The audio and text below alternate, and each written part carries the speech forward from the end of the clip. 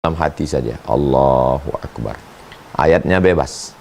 Dalilnya, ma min muslimin yuznibu dzamban. Kalau ada orang khilaf berdosa, summa yatatahhar, kemudian dia mandi bersuci atau berwudu atau bertayamum, summa yusalli rak'ataini, kemudian dia salat sunat 2 rakaat, summa yastaghfirullah, setelah itu dia beristighfar minta ampun kepada Allah, illa ghafarallahu lah, maka diampunkan Allah segala dosa-dosanya.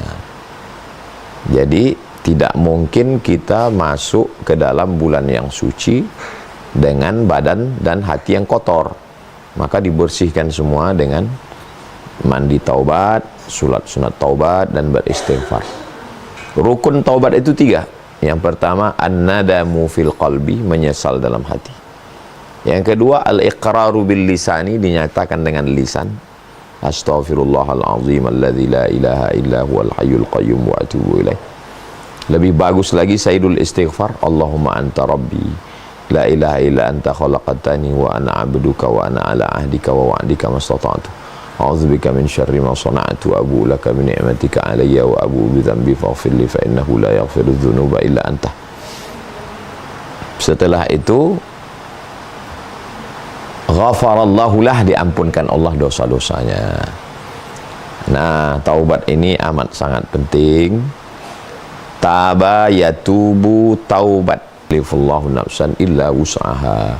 Allah tidak membebani kita lebih dari kemampuan kita. Ini yang pertama, taubat. Yang kedua, ada yang tidak bisa dibayar dengan taubat. Nah, ini yang kedua. Apa itu? Yaitu yang terkait dengan manusia. Jadi kalau kepada manusia, ya kita silaturahim. Silaturahim, datang, ngobrol, ngopi, minum.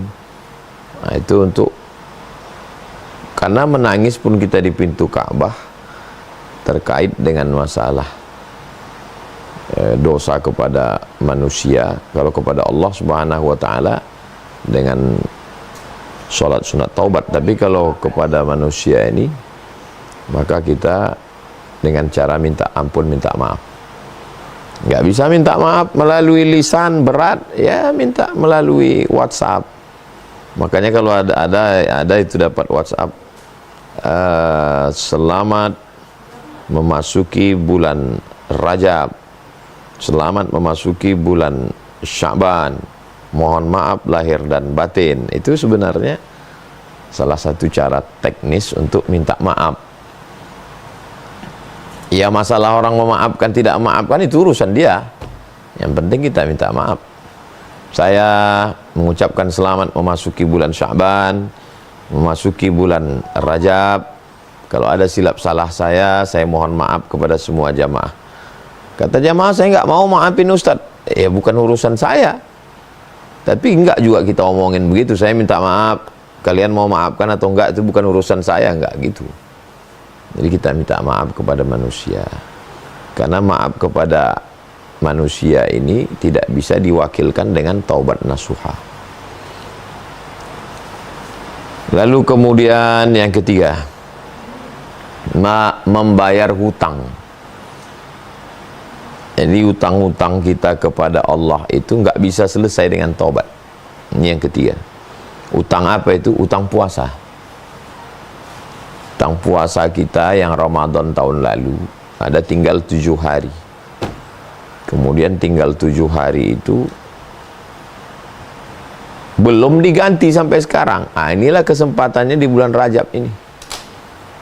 Man mata, siapa yang mati, wa alaihi siyamun, punya utang puasa, shoma anhu waliyuhu, maka ahli warisnya wajib menggantikan puasanya. Nah, jadi jangan sangka kalau sudah mandi taubat, salat sunat taubat, istighfar, utang lunas. Nah, jadi tolong yang sekarang ini, ya, yang kedua tadi apa Pak Ustadz? Yang kedua tadi adalah minta maaf. Yang pertama taubat, yang kedua minta maaf sama manusia, yang ketiga bayar utang. Siapa yang puasa hari Senin di bulan Rajab, mengqadha bayar utang, maka dapat 3. Qadhanya lunas, dapat puasa sunat Rajab, dapat puasa Senin. Tapi niatnya qadha saja. Saya niat puasa qadha lillahi ta'ala. Nah, ini kenapa saya sebut tadi 7 ya, karena saudari-saudari kita perempuan mungkin tinggal puasanya. Adapun bagi laki-laki bisa jadi lebih banyak daripada perempuan. Ya, karena mereka musafir, lalu nggak puasa karena sakit, nggak puasa karena banyak alasan. Maka diganti, bayar utang puasa di bulan Rajab ini. Bulan Sya'ban juga nanti bagus. Yang keempat, apa persiapan kita? Ibadah kita ini dengan ilmu. Jadi kalau kita tidak tahu mana rukun, mana syarat, mana wajib, mana sunat, apa yang membatalkan, apa yang memakruhkan, apakah gosok gigi itu membatalkan puasa atau tidak, apakah kumur-kumur, apakah suntik. Maka yang keempat adalah ilmu tentang puasa. Beli buku Fikih Islam Sulaiman Rasyid. Fikih Islam Sulaiman Rasyid ini itu buku fikih yang paling simpel, sederhana, berbahasa Indonesia, ditulis oleh orang Indonesia, alumni Al-Azhar Kairo Mesir. Ada bab toharah bersuci, ada bab sholat, ada bab puasa, supaya tahu apa itu puasa. Jangan cari di internet. Cari di internet ini nggak tahu, tiba-tiba masuk ke web Syiah, masuk ke web liberal, masuk, nggak tahu kita siapa penulisnya. Karena Google itu menyajikan apa yang kita mau. Google itu apa yang kita mau dia kasih. Apa lu mau gua ada, palu gak ada. Maka nggak bisa kita ngaji sama Google.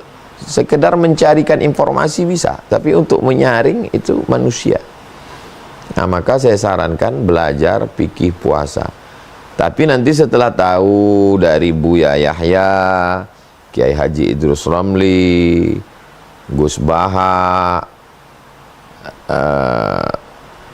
Ustadz Sarwad, fikih puasa, silakan, selama ustadznya itu adalah Ahlus Sunnah wal Jamaah, bukan Syiah, bukan Khawarij, bukan liberal, bukan sekuler, bukan ateis, bukan agnostik. Nah, maka silakan belajar fikih puasa. Tapi kalau bisa punya buku, supaya ketika kita terbentur kita bisa buka lagi. Simple bukunya itu, dan nggak ada urusan sama saya. Saya bukan resellernya, saya bukan penjual bukunya. Ini yang keempat. Yang kelima, apa yang perlu kita lakukan menjelang bulan puasa ini? Yang perlu kita lakukan menjelang bulan puasa ini adalah menghitung zakat. Saya bayar zakat menjelang atau di dalam Ramadan. Alasan saya 3. Yang pertama, mudah ngingatnya. Ingat Ramadan, ingat zakat. Karena kalau pakai Januari, Februari, Maret, April, nggak sesuai hitungannya. Yang kedua, di bulan Ramadan itu banyak saudara kita perlu makan, tapi dia nggak bisa kerja. Maka kalau kita bayar zakat, itu nolong dia. Kalau kita kasih aja 1 juta, itu dia udah bisa beli beras, beli minyak, beli gula, beli ikan asin. Paling nggak dia bisa sahur. Syukur-syukur puasa dapat takjil. Dan yang ketiga, dapat barokah Ramadan. Nah, itu. Jadi saya sarankan kepada Bapak Ibu, abang kakak adik jamaah, supaya bayar zakatnya di menjelang Ramadan atau sebelum Ramadan atau di dalam Ramadan. Coba hitung-hitung zakatnya sekarang. Yang punya tabungan seberat 85 gram emas, 1 gramnya 1 juta, kali 85 gram, 85 juta. Tambah uang itu, uang ini 100 juta. Keluarkan zakatnya 2,5 juta. Uang saya 1 miliar Pak Ustadz, 25 juta. Uang saya 10 miliar Pak Ustadz, 25 juta kali 10, 250 juta. Itu sangat bermanfaat buat umat. Mereka ini bukan untuk kaya. Ada yang konsumtif, nenek-nenek, kakek-kakek, sudah tua, sebatang kara, nggak ada anak istri, nggak bisa kerja, hanya untuk makan. Berapalah makan mereka? Belikan beras, belikan minyak, telur ayam, sarden, serahkan. Di Ramadan, gula, kopi, teh, itu sudah tenang sekali mereka beribadah kepada Allah Subhanahu wa ta'ala. Poin yang keenam, siapkan budget Ramadan lebih dari budget luar Ramadan. Loh, ini Ramadan kan makannya dikit. Biasa makan pagi, makan siang, makan malam. Ini makan siang nggak ada. Kok malah budgetnya lebih? Tujuan nambah budget Ramadan, wahai bapak-bapak kepala rumah tangga, supaya istrinya nanti sore masak kolaknya. Di rumah berapa orang? 5. Bapak, ibu, anak 3. Buat 10. Yang kita makan tetap 5. Yang 5 lagi antar ke masjid. Fakir miskin, anak yatim, tetangga, kawan, sahabat. Nah, ini kita bisa berbagi begitu. Ini amat sangat baik sekali. Man fattara sha'iman, siapa yang bagi buka puasa kepada orang yang puasa. Kita ada takjil on the road, sahur on the road. Ini sebenarnya motivasi, sosialisasi, bagus dilanjutkan. Nah, ini berbagi ke jiran, ke tetangga, ke masjid, ke surau, ke langgar musola. Nah, makanya budgetnya kita tingkatkan. Kita nggak usah makan banyak-banyak. Karena yang namanya puasa ini bukan menahan selera lalu dibalaskan saat berbuka, bukan begitu.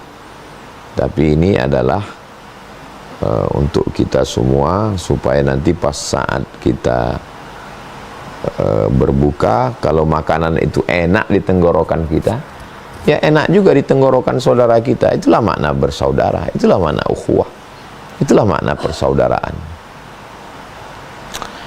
Yang ketujuh, yang terakhir, apa yang bisa kita lakukan?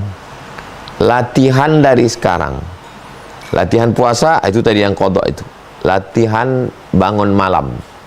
Karena kalau ujuk-ujuk tiba-tiba malam pertama itu berat. Dari sekarang coba setel 1 jam sebelum subuh. Kalau di Riau, kami di Sumatera ini subuhnya jam 5. Nah, coba setel bangun jam 4. Alah, bisa karena biasa. Jadi kalau sudah terbiasa bangun jam 4, mandi, sholat sunat taubat, sholat sunat wudu dulu, sholat sunat wudu, sholat sunat taubat, sholat sunat tahajud, sholat sunat hajat, syukur-syukur bisa puasa sunat, latihan bangun malam, latihan sholat. Karena nanti ada sholat tarawih. Kalau langsung pertama, oh berat sekali. Nah, tapi kalau mau latihan dulu, bagus. Latihan bangun malam, latihan sholat, latihan puasa, supaya nanti masuk lapangannya pas 1 Ramadan itu nggak kram. Sama seperti orang mau main bola. Main bola, tiba-tiba kaget dia karena nggak latihan dulu. Tapi kalau udah latihan dulu, maka insya Allah. Ini 7 persiapan, poin yang besar-besarnya aja. Nanti kelanjutannya kita akan bahas dalam dialog interaktif. Yang bisa menyampaikan langsung silakan, yang tidak kirim ke WhatsApp ke admin. Kita akan bahas dalam tanya jawab. Nah, saya kira itu pengantar dialog kita malam ini untuk jamaah Al-Sami. Saya serahkan kembali ke Al-Mukarram, moderator. Nanti kita lanjutkan dalam tanya jawab. Berkah selalu. Wassalamualaikum warahmatullahi wabarakatuh.